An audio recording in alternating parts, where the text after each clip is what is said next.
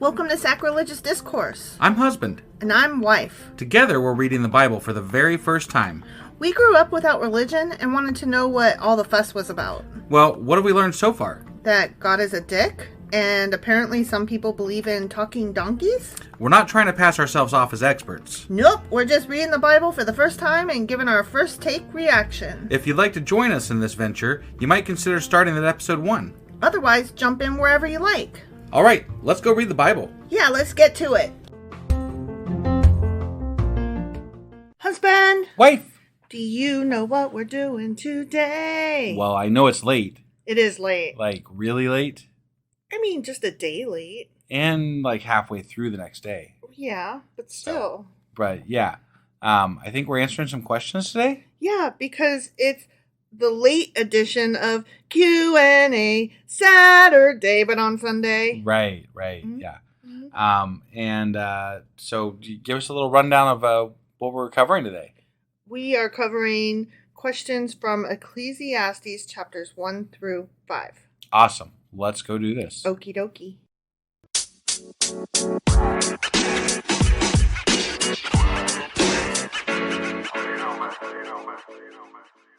Okay, Ecclesiastes Chapters 1 through 5. Okay. So I came across one question that we didn't realize was still a question because we thought we had settled the matter. Okay. Not really pulling from any one particular chapter. And it has to do with the name of the person telling this story. Kohelet or whatever? Yeah, Koheleth. Kohelet. Ecclesiastes. Yeah, okay, Yeah. right. Yeah, that guy. Okay. So we thought, like, why is the person telling the story given the name of a woman's name? What the fuck is that? Right. So what I came across in my research is that more likely than not, it wasn't the name of a person so much as a position Okay. of preacher or teacher, Okay. which is a feminine noun usually. Oh. Yeah. Okay. Which All that right. would be why that's why it's attributed to Solomon. Did women usually hold these positions of teacher? No, not and necessarily. whatever? No, but it's a feminine noun. Okay. So that has nothing to do with, like, the gender of the noun has nothing to do with the gender of the person holding the noun. Right. No, I understand that. I just figured, like, I don't know. Generally in, like, at least Spanish, right? Like, feminine and masculine nouns, they tend to agree with the... No. No? No. Okay. You're Maybe I'm just thinking attributing something to something I don't know. You are thinking of positions sometimes do, yes. But what we're thinking of is more like a car. Like a car in Spanish is el coche. So it's a male gender. Okay. Regardless of who's driving it. Right. It's just that noun is a male. Right. No, Okay? I understand that. So, yes, sometimes positions are doctor female or doctor male, right? Right. But in this particular case, this is more like a car, a preacher. Okay. Regardless of who's driving it. Got it. Okay? Yep. So, that would... Explain why. Yeah. Yeah. And so then when they're saying that, like, we think Solomon wrote it, that would be why they say that. Okay. So. All right. Makes sense. Okay. So, there was this type of literature, a tradition of it, way back when, called pessimism literature.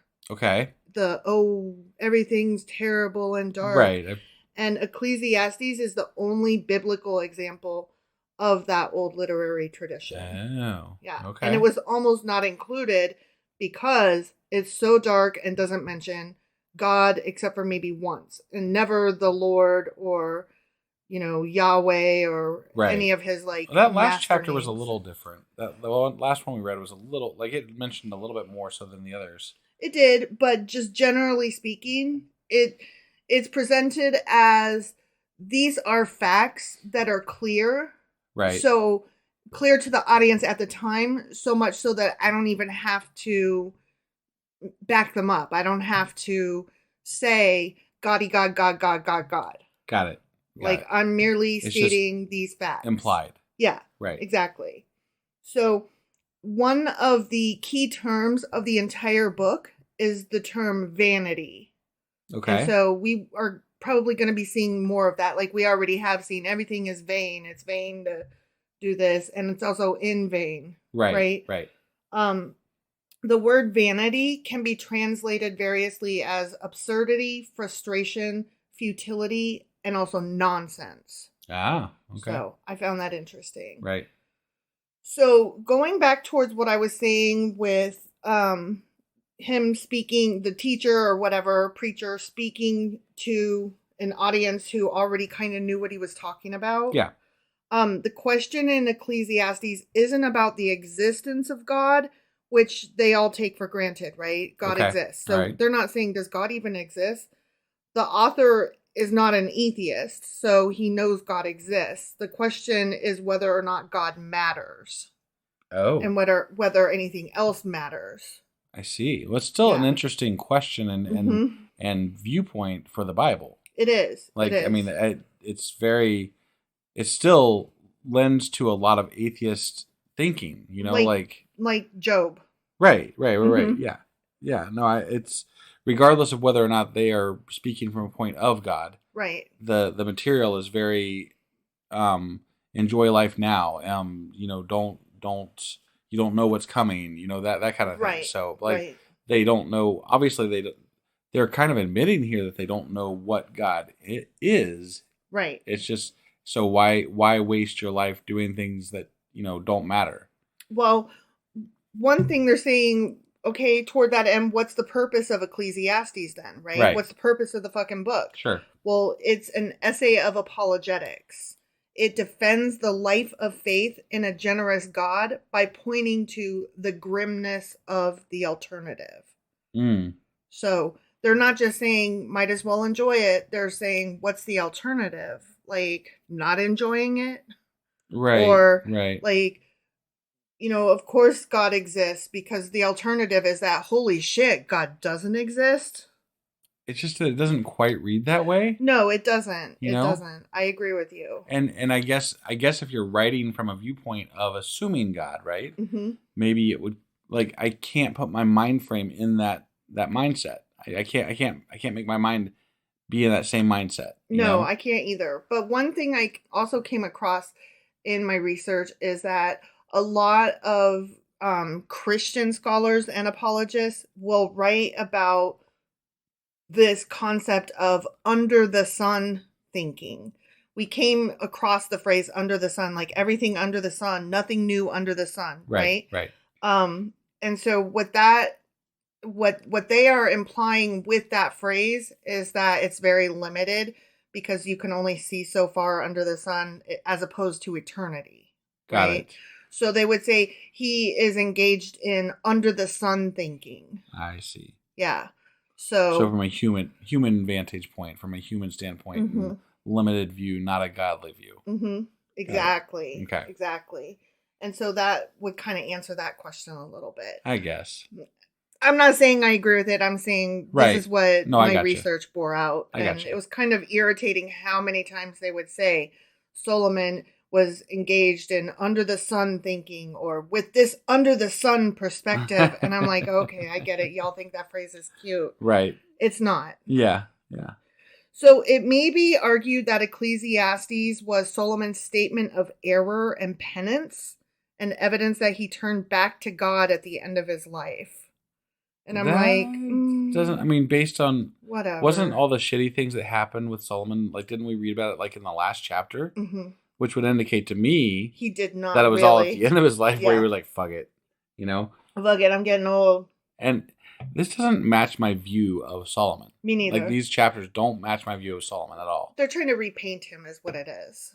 Right. And I mean, not that I knew the dude personally, but but you already gave us an impression of him, and now you didn't like the impression and the aftertaste that it left the reader with. So now you're trying to repaint him so that we understand him differently, and we just didn't understand him. Maybe. I feel like that's the way the writers and the apologists are doing. Sure. Definitely the apologists. Right. Maybe some of the writers of the Bible itself. Yeah. I don't know. I'm like, I still have a nasty taste in my mouth, and y'all made it worse instead of better. Right, right. So this was a phrase that I came across, or not a phrase, but a quote that I came across, that I didn't mark down who wrote it because I don't want to. Okay. But because I don't want to give that person any. He doesn't need his name mentioned. Okay. Okay. Yeah. So anyway, it's a research thing. Got Whatever. Anyway, a lot of people were, pointed to this, and it's so gross. The seeming futility of life comes from God. He has given it to man. God has deliberately built a system where life seems meaningless and empty. It may seem cruel of God to devise such a system, but it is actually evidence of his great love and mercy. He built within us the desire and need for that which brings meaning and fulfillment to life. As Augustine wrote, the Creator made a God-shaped space in each of us, which can only be filled with him. I see. Just my 2 cents here, but that's, God is able to apparently affect how we feel directly with regard to, like, remember Pharaoh and other people that he did things to specifically, right? So you would think that he could create us a paradise and then also fill us with love for him. But decided if he not were a to. great right, but decided not to and torture us and then let us flounder and figure it out on our own, apparently. Yeah, and his love for us is so great that he created a fucking hole that can only be filled by him. Right. Let me just, back up a second and give a better, more man-made example of this. In the movie Jerry Maguire. Yes. Everybody gives it shit because there's a place where he says, "You complete me," to where Tom Cruise says that to, what's her face? Renee Zellweger. Yeah, right. And everybody's like, you shouldn't need somebody else to complete you. Right. You should be complete in and of yourself. Sure. And so, everybody's like, that's a horrible example of a romance. It's a cute movie nonetheless, but that's what comes out of that. Right. Okay. Right. So that's the minute that I read this phrase, that's what I thought of. You complete me. You're not a complete person in and of yourself. You require something outside of yourself. Right. And his name is God, and he made you that way on fucking purpose. Yeah. That's needy and gross. Right. He on purpose made you a needy fuck? Well, and what? I disagree with that. I mean, I would consider myself a fairly happy person and fairly complete person. And I don't require God. No. So that's just my take. No. I mean, I have my flaws, but overall, I'm happy. I require pretty, stickers. Yeah, stickers are, great for you. Yeah. I require stickers, and I require Dr. Pepper and coffee, and I require Sharpies. Right. So I do require things outside of myself, but they're not God. They're just the little silly things that either taste good or are fun to mess with. Right. They're not billion-dollar yachts. Right. So definitely not. I definitely have a, temper on what brings me joy, and it's the little things, not the big things. Right. So just want to put that out there in case anybody's like, oh, she just needs material objects, blah, blah, blah. And it's like, no, that's not what I'm saying. Right. I'm saying I can also enjoy going out back and watching a bunny rabbit play in my backyard and definitely. eat clover. Definitely. That's adorable and fun. Right. Whatever. Anyway, yeah, apparently we have a God-shaped hole in us. Yeah, I've heard that reference before, actually. I fucking hate it. We're walking around like fucking puzzle pieces with the one piece cut out. Fuck you. No. Yeah. I'm not empty. You're empty. That's right. So, okay, chapter 1 contained the title of the book of, Koheleth, whatever, blah, blah, blah. And it's an exposition of some fundamental observations and the problem of life, especially the failure of wisdom.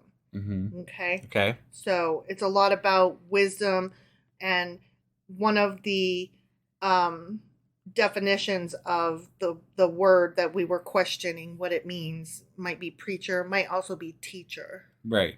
So that's interesting. Regardless, they rhyme. Preacher and teacher do rhyme. Yeah. They do. Yeah. But almost screecher rhymes too. Yeah. So, Right. And creature. Yes. Mm-hmm. Yeah.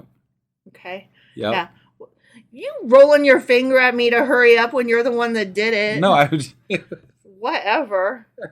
So, an interesting thing is that Solomon is talking about. Oh wait, no, never mind. Whatever. That was I was at the wrong part. Oh, okay. Yeah. Anyway, so further evidence that it's probably Solomon that wrote this or whatever, according to apologists, is that the only descendants of David to rule were either Solomon himself or the only descendants of David to rule were either Solomon himself or Solomon's dumb son Rehoboam. Got it. So that's why they're like, see, it's totally Solomon, and also he talks about wisdom a lot, and he was totally wise. He was the wisest, yeah. Yeah. So the conclusion of chapter 1 is that wisdom can only enlarge one's view of the problem, but does not bring any solution, and the real solution is still to be anticipated. Got it. Like, that's what we were kind of like at the end of every chapter. We're like, I see what you're saying, but I'm still waiting for. So what is the God bit? Yeah, what is the answer then? Right. So, chapter 2 contains the presentation of a memoir that's continuing from chapter 1 with more observations on human efforts. And I really like the presentation in this chapter where on one hand, wisdom is better than pleasure seeking, but on the other hand, both are equally unable to deal with the problem of death. Because, we all die in the end. Right. So wisdom is awesome, but it still doesn't tell you how to deal with the problem of death. And I'm like, death's not a fucking problem. Right, it's just a fact of life. It's a thing that happens. So, both hands on the ladder. Right. Right? Like, when you're climbing, always have 3 points of contact. I think that's what bugs me about religion is that they're trying to solve death. Yeah. There is no solving it. Right. It just is going to happen. Right. And you either can be okay, you can either wrap your head around that, or you can get lost in fairy tales. Yeah, so. And trying to find a way to be okay with it where you don't really die. Right. And I'm just like, but they also, they say that it's a problem, like as though it's generally acknowledged that we all agree that death is a problem. So they're like, oh, you sad people over there, you'll never solve the problem of death. And it's like, right, but it's not a problem for me. It's not a universal problem. Well, I don't think that anybody wants to die. Well, no, obviously. But the problem arises when you try to create essentially conspiracy theories for death. Yeah. And this is where all religion stems from, is basically conspiracy theories for death. Right. And this is what might happen. This is what could happen. And what could we, how would this affect us? And why should we should worship this person because it'll help us with that death thing. And it's like, no, we're just going to die. Right. We're just going to die. That's it. And that's sad. Okay. And that's sad, but it's okay. It's a part of the circle of life, so to speak, Yeah. Like, I don't get any special treatment over the fox that died last week, We're all going to die. We're all going to die. So enjoy your time here. Make as many connections as you can because you only live on that way. And just enjoy your life. Not in like a hedonistic, Unless you want to. Sort of. I mean, Yes, but you're only hurting yourself, but okay. Enjoy your life in the way that is enjoyable to you. Whatever is meaningful for you, I guess. Right, yeah. You've got to determine that for yourself, though. Right. The idea that Solomon might leave all his work and material wealth to a fool, his son Rehoboam, really seemed to trouble him. Yeah. Which is another reason that everybody is like, see, it's totally Solomon that wrote it because he knew. And this concern was well-founded, of course, because after Solomon's death, Rehoboam turned out to be a fool in many ways. Sure. So I think that's funny, but I think it's funny in and of itself, but it's also funny that apologists are like, see, further proof that this is Solomon. I mean, yeah, Right. I whatever. Yeah. It doesn't really matter ultimately. It really doesn't. And I think that's another thing that, um, like when I ask, oh, I wonder who the author of this was, it's more of an academic curiosity. Right. I don't require it to be a specific known entity. Well, and the truth of the matter is that even if we could kind of nail it down to somebody, we don't know much about these people even after we have nailed it down. Right. Like, what did we know about them? We know what we're reading in the Bible. We know the side stories. We know whatever, but that's it. It's just that people who are biblical scholars, like from the, religious perspective, not just from the comparative religion studies, sure, but from like the actual religious person of faith. Sure. It's so important to them to nail these to people who are important in the Bible. It helps to hold their fairy tale together. Right. It makes it all more wondrous. More magical. More magical. Right. And I'm like, you're coming up with the answer and filling in theories afterwards. And that's not the way actual real thought works. The real scientific process is that, yeah, you might come up with some theories, but you can also acknowledge that there are other theories that don't necessarily match what you want them to. Look, I was just going down a rabbit hole watching like different theories of end times on YouTube videos and talk about matching things up that don't belong together. Right. Holy shit, these people are nuts. They are. They're just nuts. It's a fact. Sorry, but it is. Right. So in chapter 3, we move on to the author affirming that God is in control of everything. Right. But his ways remain mysterious. Oh, aren't they though? Yeah. You have your cake and you eat it too, so that you can have it both ways. Right. The author then laments the lack of freedom in human life, dictated by external and natural constraints, as well as no control when one is born or dies. There's a time for everything, and we don't get to turn. Yeah, but we don't get to be in charge of that time, and we don't get to know about that time. Right. But we could if he wanted us to. Yeah. I'm just saying, if there's a God. Yeah. There is no constraints on what a God can do, hypothetically. Mm-hmm. So, again, this is God. If God were real, this is God being a dick. And he's playing with us, and he's toying with us, and he's fucking around with us. And he's just a kid with some, army toys, playing fucking shoot 'em up on the dirt. And using a magnifying glass to put fire on some and not others. Exactly. This section, chapter 3, suggests the frustrating human incapacity to discern a deeper purpose in life, while simultaneously being understood as an affirmation of the beauty of life that God has given to the human race. So again, it's having your cake and eating it too. It's, dang, it sucks that we aren't God and can't discern the deeper meaning in life. But, oh my gosh, isn't it great that we can acknowledge the beauty in everything? I think acknowledging the beauty in everything is enough. I think that is the deeper meaning and purpose of life. Yeah, I mean, why does there have to be a deeper meaning of, like, the deeper meaning of life and is what you make it. It's what you do with it. It's how you handle it. Mm-hmm. There is no deeper meaning. It is all you. Right. You make all the decisions on how deep and meaningful it is. You get to be in charge of you, and sometimes that's wondrous, and sometimes that's depressing and scary and stifling. And it can be both, because we are deep people able to walk and chew gum at the same time. I don't need to attribute it to an entity unknown. No. So. No.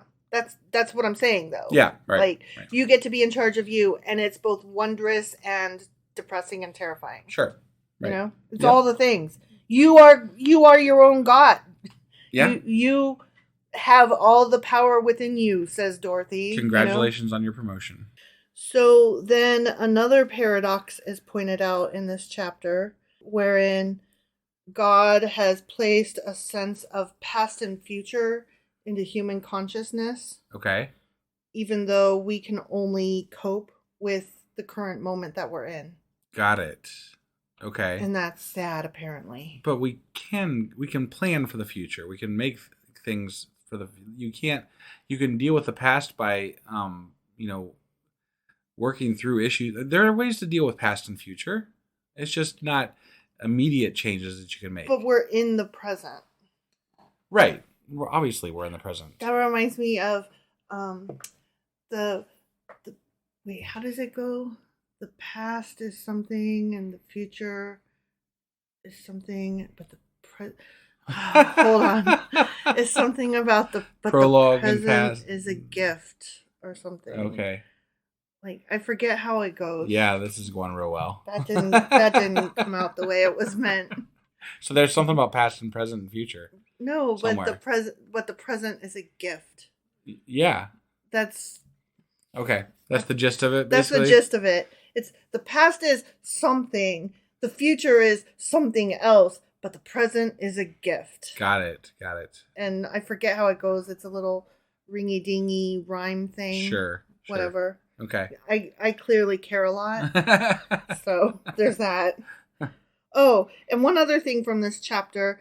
Do you remember how they were talking about there's a time for this, a time for that, blah, blah, yes, blah, blah, blah. I do. Yeah. And one of those was a time to cast away stones. Okay. And I didn't realize that was a question that we could have. Like, why would you be casting away stones? Right. Well, apparently in the ancient world, they commonly scattered stones on an enemy's land to hinder farming. Oh. So there's a time to gather stones, meaning to clear your field and prepare it for farming. Yeah. And there's also a time to fuck up your neighbor by throwing rocks at his yard. At the house that we had like 4 houses ago, I think someone really hated whoever lived there previously to us because there were so many fucking stones cast in that yard. Mm-hmm. I'm like, damn. It was some concrete, too. Like, I felt like I was mowing rocks. It wasn't just rocks. It was rocks and pebbles and stones and boulders and concrete. It was bad. It was... You couldn't even... There were parts of it that you couldn't even mow. Right. It was just like, there's my rock garden. Yeah. So moving into chapter 4, remember that saying about the plaited cord and how, like, when you have 3 is stronger than just 1, like you can break just 1. Yeah. So that is an ancient proverb that was found in the Epic of Gilgamesh. You meant braided cord. You said plaited cord. Yeah, plaited, Plait, like a braid. Oh, okay. I'm sorry. Got it. A braid. Got it. Yeah. Okay. So, no, I knew what I meant. I apologize. Yeah. I'm just dumb. I wouldn't go that far. But anyway, I thought that was interesting that there's a similar proverb in the story of Gilgamesh. Got it, yeah. So, well, there's a lot of things that are pulled from the story of Gilgamesh, from what I understand. Either that, or more likely, Gilgamesh and the Bible pulled from a common source. Sure, right. Yeah, but it would be interesting to go over maybe the similarities between some of these older stories that are also in the Bible. Like the flood story and like where those origins came from and things, because there's a lot of those things out there. Yeah. Well, they pulled from the same Mesopotamian sources. Sure. That's how come their stories are so similar. Right. Because they are the same fucking story. So this chapter was a reiteration of the point that the true and important things at one moment will only be forgotten and swallowed up in a repetition of time. I see. Yeah. And nothing else matters. I wonder if that's where Metallica took its source material. Yeah. Okay, so moving on to chapter 5. You see, I'm kind of speeding up here because there was just less and less interestingness. So chapter 5 is about the poor under oppressive bureaucracy and the problems and inadequacies of wealth. Right. Yeah. So as God gives joy to people as the antidote to their oppressions, people should not think too much ahead, but enjoy the present. That capacity for enjoyment of God's other gifts is also a gift of God. Oh. So everything, right? Everything. Your suffering, gift from God. Your pleasure, gift from God. I see. Everything can be just like, that's God. It's all God. It's all God. Yeah. There's nothing that's not God. Praying for your football team to win, God. But they lost. That's God too. Yeah. Yep. Speaking of football games, holy shit. Okay, I'm a bit. Look. I don't pay attention like I used to when I was younger, but I am a fan of football and other sports. And we went over to my father-in-law's house the other day. The other day being yesterday to watch the Ohio State game, and oh my God, it came down to literally the last second. Yeah, that was a good game. They played Notre Dame. Yeah, and Ohio won. State won, but they shouldn't have. And no, I will admit Notre Dame played a good game, and really, by all rights, they probably could have or should have won. Mm-hmm. But Ohio State pulled it out in an away game. Yeah. So. Yeah, which made it even sadder for Notre Dame. Right. Yeah. Because it came down to the very last second. It really did. Yeah. Yeah. That was an amazing game, actually. It was. If you like football. Yeah. Which I can take it or leave it. I'm not a huge fan, but if I'm going to watch it, I'm glad it was a good game. Right. So. Yeah. So those were our Q&As. Oh, that was it? That's all we got? That's all we got. We're in on the Ohio State note then? Yeah. Okay. Yeah. All right. O-H-I-O. There you go. Yeah. All right. So that was our Q&A for this Saturday/Sunday. Mm-hmm. And we will be back. Well, I got to get our weekly. No. We have a Patreon we're doing. Jesus. I believe. Get your tits. Still today. And then we're doing our live event here in just a few minutes, actually. So this is all coming crashing down on me here at the moment. In which we'll be reading chapter 6 of Ecclesiastes. Mm-hmm. So that will be going out on Monday. Yep. And I think that's all we got coming up right now. Did you mention our Patreon? Yeah, I did. Yeah, Patreon's going to be in there somewhere, hopefully. Yeah. We think. Somewhere today we'll be recording it and releasing it. Yeah. Might not be till later this evening, but. Right. It'll get there. But we'll get it. So, all right, we'll see you guys later. Yep. Bye.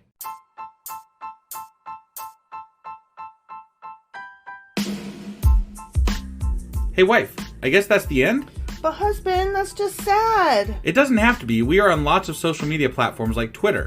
Our handle there is sacrilegious_D. For D's nuts. Oh my God. Stop doing that. Anyway, we're also on Facebook, Instagram, and Pinterest. There's a link to all of our social media sites at our website.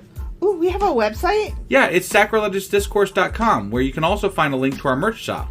We have a merch shop? Yep, we have podcast-themed clothing, mugs, notebooks, and more, as well as an atheist and science-themed products. Wow, our fans should really go check that out right now. Definitely. They can get in touch with us by sending an email to sacrilegiousdiscourse@gmail.com. But before they do that, we could really use some help. Oh yeah? With what? Well, it's not free running the podcast, and we need some financial support in order to get better equipment, which will free up time so we can concentrate on our podcast and our fans. Okay, so what should they do? Head over to patreon.com/sacrilegiousdiscourse and sign up as a contributor on our podcast. Supporters there receive additional bi-weekly episodes that we record just for our Patreon members for as little as $2 a month. Also, we'd really appreciate it if you would like and subscribe on whatever platform you're using. And Apple Podcast reviews help us out tremendously. Like and subscribe. Leave an Apple review. Join us on Twitter. Support us on Patreon. That's a lot of instructions. Don't forget to say thanks. Thanks. Okay, bye.